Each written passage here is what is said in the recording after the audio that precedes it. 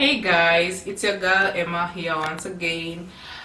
In my previous video, I had promised to talk about some of the dating apps that I'll recommend, free dating apps, and I came up with 9 of them after doing my research and after talking to a few of my friends who are in interracial marriages and interracial relationships. And I came up with 9, and I'm going to start with number 9. I really want this video to be as brief as possible. Yeah, so at number 9, we have tagged. Yeah, so I put tag to be number 9 because after doing my research and after talking to one of my friends who met her hubby on tagged, I realized that tagged is really like demanding. Plus, as much as it's free, but it needs a lot of patience. Number one, because of the many ads. We understand that the apps need the ads to run, but again, the ads pop up after every single second. And then another thing with tagged is that you need to you need to keep on changing your location. So every time you log in, you need to change the location. And then you don't put the location like it's not like broad, you have to put a specific country. So if you are looking for a man from Germany, you'll have to put Germany, or if you're looking for a lady from Germany, you'll have to indicate Germany. And then the moment you go back, that's it. It takes you back to your original location.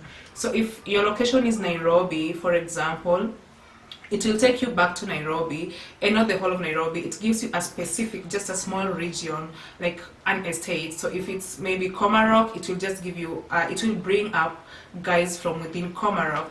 So one thing with the tag you have to keep on, so that if you forget, you don't see men from other countries or other regions. So that's one thing with tag. It's kind of overwhelming to use because you need to keep on making the changes like every other time you log in.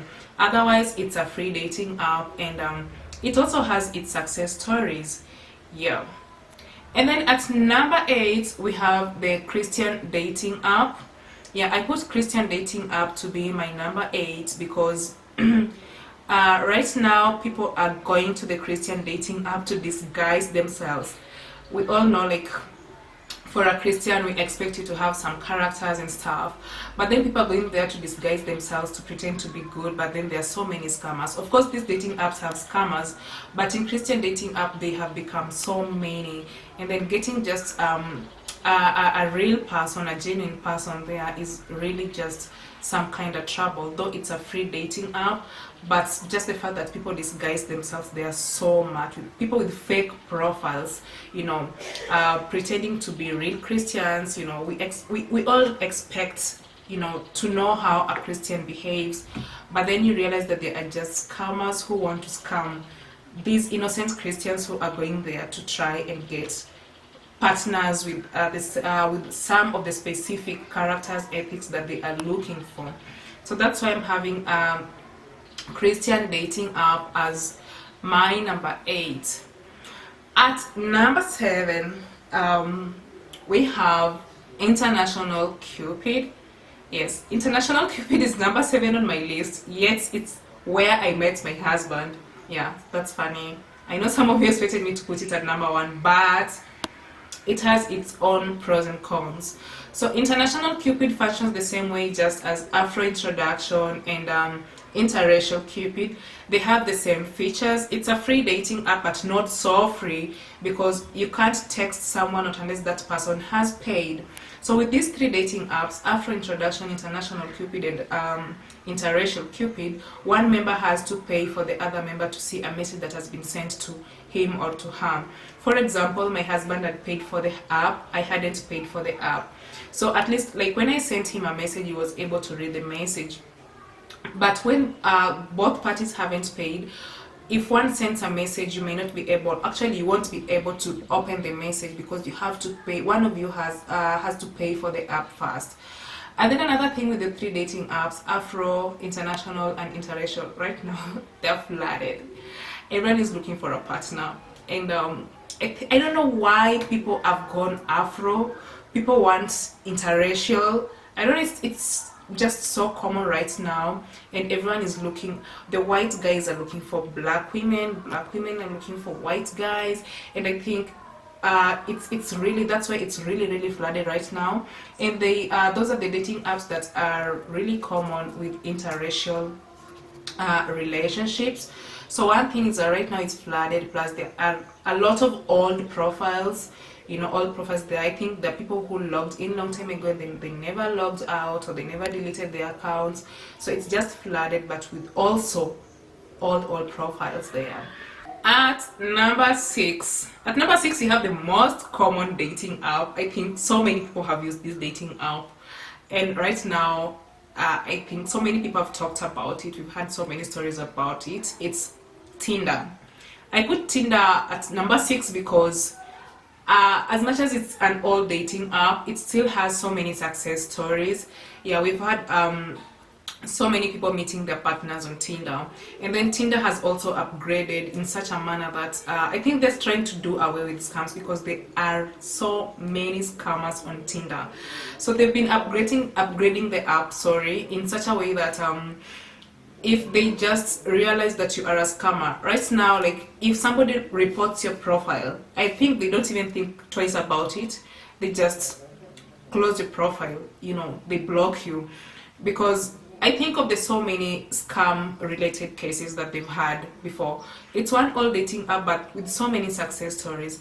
And then one thing I love with Tinder, it's just a matter of swiping, right and left. If you like someone, right. If you don't like someone, left. And then there are so many profiles there. I think it's because so many people are there.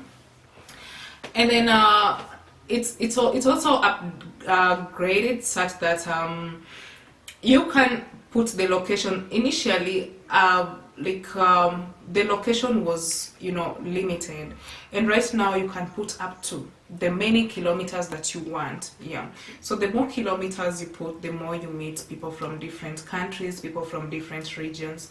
So I think I still like Tinder because of how they're really trying to update it every other time, and they're really trying to do away with scammers. Because the moment your account has just been reported by a member, like maybe you've matched with someone and then you've started chatting, and then they realize that you're not a real person, they can easily report your profile, and then Tinder blocks it.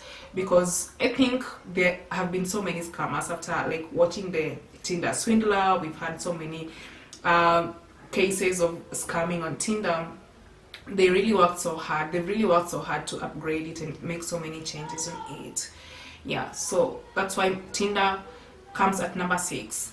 It's still a good dating app. It still has so many success stories.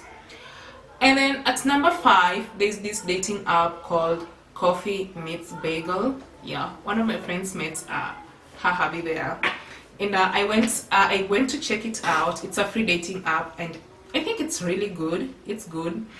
So Coffee Meets Bagel, it's also a free dating app, and you can meet people there. People, like, especially when you want an international relationship.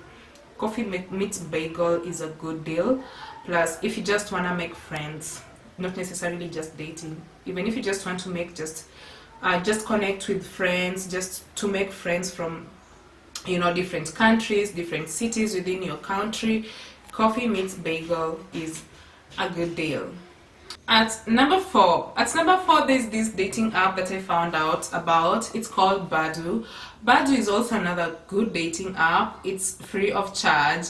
And then one thing I like with Badoo is that it has an option of increasing distance, so that if you increase the distance, you don't necessarily have to meet just people within your vicinity or locality.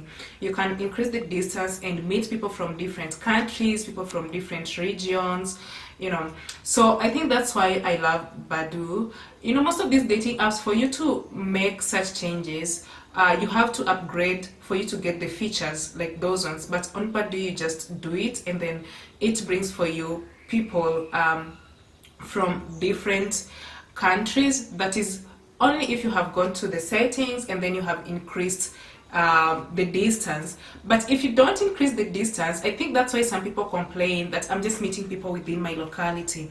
It's because you haven't gone to the settings, and then you haven't like changed, done some of the changes that you're supposed to do. That is, if you don't want to date people within your locality. So you have to make such kind of changes, like increasing the distance, so that you meet, different people from different countries. Yeah, that's our number 4. At number 3, there's this dating app called Cupid. It's another good dating app for international dating. Cupid is free of charge. I think it's one of the biggest interracial dating apps. Like if you want to meet someone from a different country, like mostly whites meeting black women, and black women meeting white men, black men meeting white women meeting up with black men. Yeah, so if you are someone who really loves interracial dating, I would prefer Cupid. It's not as flooded as Afro Introduction and International Cupid. So Cupid is also another good dating app that is, it's free, and it gives you the option of meeting people from different countries without paying for an upgrade. Yeah, that's our number 3. At number 2, there's this dating app called Bumble. I love Bumble for some reason, because Bumble is just one of the unique dating apps where the woman makes the first move. Most of these dating apps, anyone can make the first move, but with Bumble, specifically the woman makes the first move.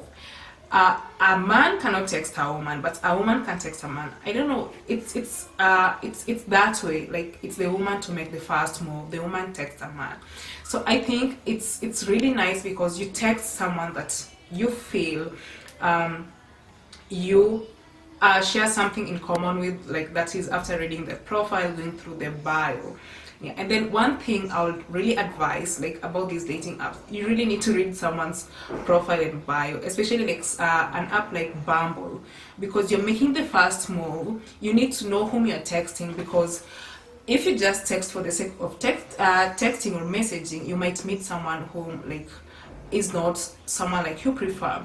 So by reading somebody's bio, you know really what they want. Some just want to make friends, some just want to meet people and learn about their cultures, some want serious relationships, some want hookups. So you really have to read the profile and get to know what they want. So if you're someone who is family oriented, you go through people's profiles and see. If it's someone who is family oriented, then you're good to go. You can send them a text. If you want hookup, you're just there for hookup. You look for someone who wants hookup. One thing again I appreciate with these dating apps, people are so open, like they indicate what they want. If you just want to make friends, you also just text someone who wants. The people who are married, but they're just there to make friends, They're just there to learn about other people's cultures, just to learn about other people's, traditions and stuff like that. So you really have to read someone's profile. Don't get yourself into something that, you didn't really want. So I love Bumble for that. And then another thing with Bumble, like, if you are just there to make friends from different countries, we've seen success stories of just friendships on Bumble. People create groups of friends, and then they meet, they do some activities like hiking, biking, and stuff like that. So it's not necessarily meant for relationships, but also just for friendships. So if you're a person who like loves connecting with people, making new friends, I would prefer Bumble. And also, if you want to date serious men, I would prefer Bumble, because you as a woman, you're making the first move. At number 1, there's this dating app I love so much. Like, I did my research on it, and then 2 of my friends met their hubbies on this dating app. And after reading so much about it, looking at the reviews, and when my friends told me about it, I loved it so much. It's called Hinge.